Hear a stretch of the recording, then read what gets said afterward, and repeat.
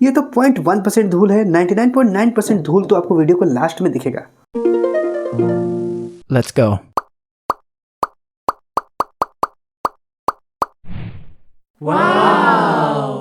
आपने देखा कि फर्स्ट रो में इतना धूल था, तो सारे की को हटाने के बाद कितना धूल निकलेगा। की को हटाने से पहले हम लेंगे एक फोटो।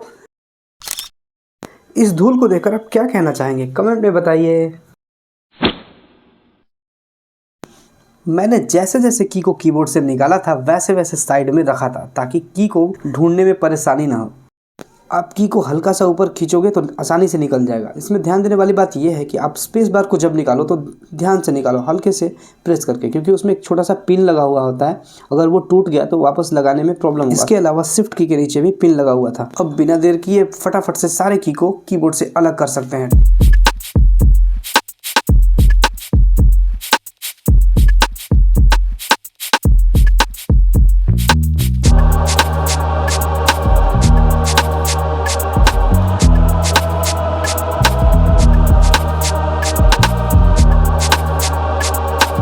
तो फाइनली रिजल्ट आपके सामने है, देख सकते हो कितना धूल भरा पड़ा है इस कीबोर्ड पर। वापस से इस कीबोर्ड में हम की को लगाएंगे नेक्स्ट वीडियो में।